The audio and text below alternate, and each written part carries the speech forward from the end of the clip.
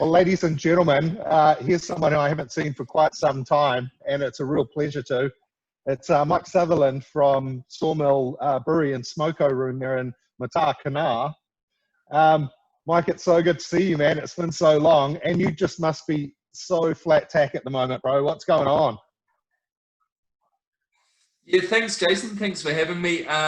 Yeah, we're sort of down at the pointy end of reinstating the brewery right at the moment. We're another 2 or 3 weeks, and we'll be opening the doors again, and also making some beverages. So, so it's kind of all coming together. It's been almost 10 months by the time we open. So, yeah, it's been an interesting year.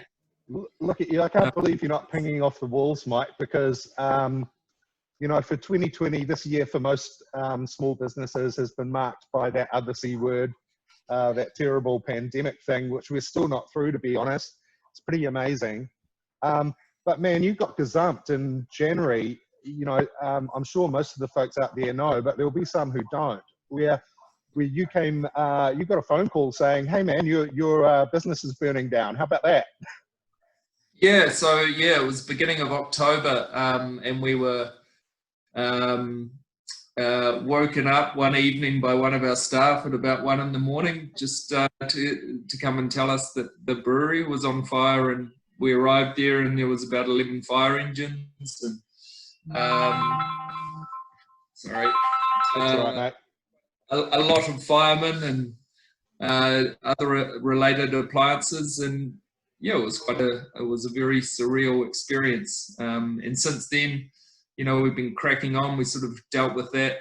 We've got an awesome team. So it's been a great challenge for everyone. And we've been really well supported by a really awesome community up here. Not just up here, but also in the you know, brewing community that's helped us keep our business going by, you know, making beer for us, contract brewing, so we can, you know, keep Sawmill available for our followers. And yeah, it's been you know, it's been a pain in the ass, but it's also been pretty cool. It's been quite, yeah. I don't want to do it again. Oh no, I think that's a fair call, Mike. And yeah, because mate, the story really, for me, for Sawmill really starts when you started building that new venture, that new building there on the road out. And you know, you'd bought the Sawmill Brewery off the Freckletons way back in the day, and you'd just grown out of that space, Mike, hadn't you? It was just wasn't big enough to serve what you were trying to do with the brewing side of your business, which was everything then. And so you made this big gamble to build this brand new facility, which has only been a plus for the Matakana community, I think, generally. You get such beautiful support from the locals there. You know, I know a lot of local artisans contributed to the original fit out, and you know, there was a really good community spirit that really helped bring that place together. And when you went there, that vibe was just there, Mike. You know, you'd see the locals turning up, and they had a real, in the best way, they had a real ownership for it because they'd contributed to it. And so that was always beautiful. So when we go back in maybe this 3 or 4 weeks' time, is it going to feel the same? Is it going to look the same? Are there a few changes you've made? Yeah, it really is very similar. So we're lucky that, you know, lots of these people who supported us first time round to get us open, and you know, we were fortunate enough to have their skills involved again. So so to be honest, I think it's even better. We haven't made many changes on the tap room side. We've just replaced everything with how it was before because we really liked it. Had a really awesome feel to it. But we've made quite a few changes in the brewery, I guess, to get some production efficiencies and sort of look to the future. And when you're putting things back together, you kind of, it's actually really, it's quite beneficial for us to be able to do that all over again and fix a few of the balls ups that we possibly made first time round, and look to the future and go, well, as we keep growing, which was our intention to do, is, how should we prepare for that now while we've got the downtime. Let's be honest though, Mike. It's I think when people come in, they'll be looking. There's been no downtime, buddy, has there? There's been no downtime, mate. Come on. No, it's probably been, in the last 10 years, it's probably been the busiest 12 months that we've had since we've been in the brewing business. But I guess none of that really changes. Just keep the hammer down and do what you need to do to, reach your goals and make good beer. Yeah, here's ladies and gentlemen, this is typical Mike Sutherland. This is typical Mike Sutherland. For the benefit of everyone that's in our team. So Mike's always very understated, almost laconic in the classic Kiwi way, which is really lovely. And the thing for me, Mike, it's amazing being a part of this industry, even as in our really simple position as being a middleman between consumers and great brewers like Sawmill. It's a real pleasure being involved in this industry. And you mentioned just briefly before how the industry really sort of turned up to help in terms of brewing capacity and things like that. That just must have been really, it certainly was for me to hear about the approaches, but it must have been quite touching for you to have these folks come out of the woodwork and say, hey man, we'll make room for you. It was incredibly humbling. It's one of the silver linings of a shitty experience is that when you feel like your industry or different people behind you, and actually, they're also competitors. We also compete, for shelf space or sales or whatever it is. But they've been really supportive, and we made a beer. Our first beer went down 5 days after the fire, which was a pretty incredible turnaround. But that's on the production side. But then we've got all of our wonderful customers like Beer Spot that have been incredibly supportive all the way through, because we've had production disruption, and so from time to time we haven't had the stock that we would like to have, and we pride ourselves on providing a really awesome service to our customers, and they've been incredibly supportive of us and giving us a bit of leeway while we overcome a few issues. So the industry all around, it's just not production, it's customers, consumers, everyone's been incredible. So, but I'm so happy to hear that, Mike. And very, very fortunate to be in an industry where you see that. Mate, it's not hard to support a brewery that produces great beers. It makes it very easy for us. So, we're grateful for you still doing that. And it must have been really difficult for that quality control, to keep an eye on the ball while you're sort of farming up production to other breweries. But there've been no complaints. The beer's been awesome. So, and also just talking about your team, Logan and Cammy just do a great job on the road for you guys. You should be so proud of them. They do their job so brilliantly. They've never let us down, and they're good folks. So just from my angle, I just want to put in a couple of good words for those guys, because they really do represent you well, Mike. Both you and Kirsty, and it's a real pleasure to deal with them. Thanks, Jason. It's the other thing, great Mike, to hear. the other thing, mate, is that you're our brew buddy at our Huapai site in the northwest of Auckland. And so I just want to touch on a couple of beers that I'm just really loving out of you guys at the moment. So I've been on a real Pilsner kick lately, and I've been really enjoying just that really crisp nature, just a nice clean finish, that beautiful alive glow in the glass, that nice straw color. Has Pilsner always been one of your core ranges? Pilsner's probably been the key beer for us all the way through.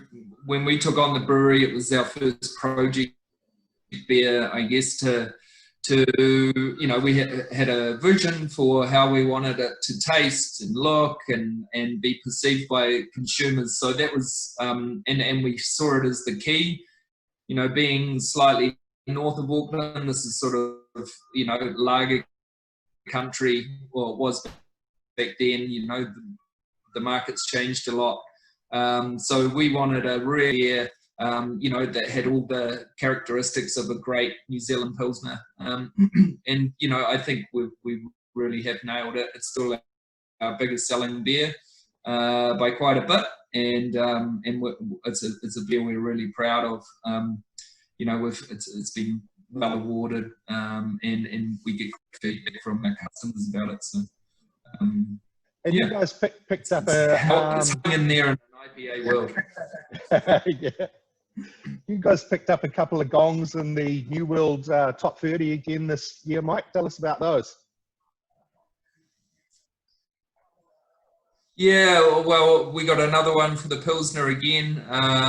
We had the Pilsner in there a couple of years ago as well, and it's always done pretty well at the Brewers Guild Awards as well. It was the first time we entered beers in it when I was, about a year into brewing. It got a gold medal. So, and in the last, 8-9 years since, it's always performed really well. So, yeah, it's great for our team that put so much effort into, it's a great feedback for their, craftsmanship and skill, and being able to turn out a beer like that year after year after year. So, yeah, we're really proud to get that recognition. That's nice. Mike, there's another interesting thing that you guys sort of push the barrel out on, and you do this in a really interesting way. You're really serious about sustainability and making sure that you get the most out of your building, out of the structure, minimize waste, and you've ended up through doing this and a number of other things with a B Corp certification. Now, that's probably something that a lot of the punters don't know about. They're probably more familiar with things like ISO 14001 and ISO 16001, which are also environmental attainments, if you like. Tell us a little bit more about B Corp and what Sawmill had to do to get that accreditation. So I guess, sustainability has become a bit of a buzzword in the last 10 or 20 years. And whilst lots of companies talk about it, it only really ever means anything if it's measurable. And so, and it's measurable against other standards or businesses or your industry, to show that, you are performing, one of the best performing businesses, in that area. So B Corp looks across your whole business. It's not just sustainability, it's, the environment, your community, your interaction with community, governance, how you treat employees. It's right across the spectrum. And I guess what it does is that it encourages you to look at how you run your business, and alternative ways to approach, business issues. And I guess part of our values drives this. And so for us, it's been really important to us, and especially being a rural brewery, that we're kind to our environment, that, so all our water comes from site. We have to dispose of all our wastewater on site. So we have to look at ways and means to do this, with a environmental perspective. So, reducing the amount of water we use or wastewater that's coming out, using heat efficiently, energy, all of those sorts of things. So we were sort of doing that anyway. And I guess it's, you know, driven by personal values as well to go down this sort of track. So we think it's just, you know, I guess one thing it also drives is that we're, you know, available to help other businesses if they've got questions or things that, you know, they think they can do in their specific business that we might be able to help with. It's a real challenge being a beverage manufacturer. There's not many, you know, it's hard to get an accreditation as a beverage or food manufacturer because generally speaking, we do have a lot of waste, or we think we have lots of waste, but you know, we managed to reduce our landfill waste by about 95% by going through this process. So so it works. We're proud of it. Our team buy into it. It makes them think about their jobs they do every day and how they might be able to be better at it. So yeah, we think it's a real benefit to us and, you know, our community around us and how we interact with them also. You're probably only one of a handful of companies in the country that has that certification. And as you said, as a beverage manufacturer, I mean, especially the water management and wastewater management must be a big deal, big challenge. Yeah, I think so. I think because you know, it's a finite resource, and I remember I was in the States and talking to California brewers, and it became a massive problem for them. It was the availability of water in their business, so they're all forced to make changes in how much, you know, I guess industry average, a litre of beer takes 7 to 11 litres of water to produce. So that means you have, you know, 6 to 10 litres of wastewater that goes out of the building. Good breweries, or, you know, breweries who are really conscious about that, can get it down to 3 litres, you know, 3 to 3.5 litres of wastewater, which is a massive, yeah, is massive. It's really positive for the business because, you know, water's not free. And when you look at the situation in Auckland this year, you know, it's going to become a driver for all manner of businesses and, you know, people's households to conserve water. So we're kind of living it already. Yeah, it's all doable. The technology's there. You've just got to spend some time and embrace it and you know, be proactive and conscious. That's awesome, Mike. I love it a lot. It's really great. So I want to talk about the XPA. I love your beard. Thanks, mate. Thanks. I'm working on it. Hey, the XPA, which started life way back in the olden days as I Love Ugly XPA, that is still a winner, man. And we're not seeing as many XPAs come through now. I think we're seeing we're seeing a couple of IPLs, and you guys used to do an IPL as well. But the XPAs are sort of dropping off a little bit, maybe more in favor of the Pilsners and the lagers that are starting to come on, perhaps. I don't know, I'm speculating there. But the XPA is still a magnificent drop. And again, it's just got that beautiful living glow in the glass. It's, you know, you can tell when a beer is made with skill and love and effort. You know, it looks alive in the glass. And this XPA is just, it's such a good winner. Please don't ever stop doing that. So I think you'd probably be one of the. Go ahead, mate. Sorry. I think it's one of those beers that it's quite a confused category, and people, you know, it's pretty diverse, just like pale ale. It's just a form of pale ale. So if you kind of focus on that, except it's a little bit lighter, I think it's because there was a whole lot came out at once of varying, you know, quite different styles from one spectrum to the other. So maybe it lost its way a little bit, but it's certainly a beer that we thought, you know, over the next 12 months, we really want to sort of focus on it and talk more about that beer, focus on Sawmill XPA, because we agree, we get amazing feedback on it. It's a cracker of a beer. It's easy drinking. It's not too grunty like a lot of beers in the market, and it's a great substitute. If you're not kind of into that Pilsner style, to go XPA is a wonderful summer beverage. And then you augment this really accomplished core range. I think that's a good word for it.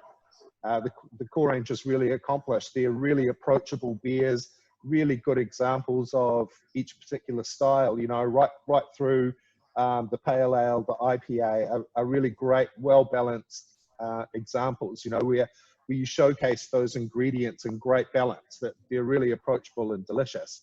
But then you augment the core range with your seasonals, some which are very traditional European styles, like the Doppelbock. What's sort of the thinking behind bringing those sort of more heritage styles in, Mike?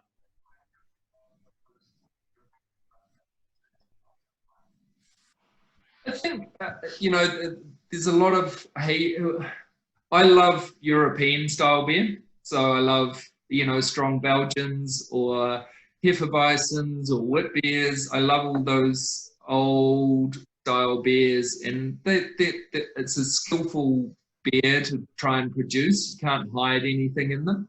And so I guess that's one driver for some of those. And it's just about balance in your range. Like, we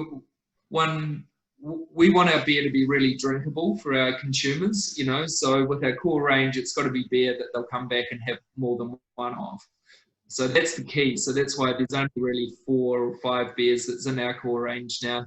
Then outside of that, it's keeping the beer drinkers, interested. And so to be interesting, you've always got to have something new that they haven't tried before. And that's a wonderful opportunity for the brewers to experiment, to take risks, to sort of push the boundaries, whether they're hoppy beers or some of these, hybrid beers using Belgian yeasts and New Zealand hops or whatever it may be. So I think it's just about staying really relevant and interesting in our market, and our market demands, variation as well as, drinkable beers, because there's only so many Doppelbocks you can have on a Friday night before you just want something. Before you need to go non-eyes, Mike. A little more soothing. What's that? Before you go, only so many Doppelbocks you can have before you need to go non-eyes. Yes, that's right. Yeah, before you get. So this week, Mike, I saw the email that came out from the team. The chocolate milk stout is coming on, getting released to the market this week. And I think, yep, just having a look at the line there, I'm hoping we're going to get a keg or two of that, because that's always one of the favourites in the colder months. It's just so nice. You've got that just that nice lactose sweetness, that really nice building chocolate profile. It's so velvety smooth as well. And so maybe we need to talk to Logs or Cami perhaps about getting a nitro keg for that. It would be nice coming through the nitro tap, I think. It would be good, actually. It's yeah, I love dark beers at this time of the year, and the chocolate stout's been a real winner for us for the last 5 years. Short-term releases. As long as it's all gone by sort of the end of August, it's great to have out there. And people are looking for different beers at this time of the year as well. And there's great variation from all sorts of wonderful breweries in our country. Yeah, it's a treat. Michael, I'm sure you've been customer facing in other ways. I'm clearly not at the tap room at the moment, but I'm so excited to hear that you'll be opening in the next 3, 4, 5 weeks. And it's always a sliding scale, isn't it? You never know exactly. But what we're finding around the 5 branches now, Mike, is we're still getting loads of new people who are brand new to this beer. And so, sort of 4.5 years down the track, we're we're encouraging our staff to stay excited about it, stay excited about the story, about these incredible New Zealand brewers, and you know the plethora of incredible flavors and profiles that you can get from each brewer, and hopefully from our Tap 40 wall.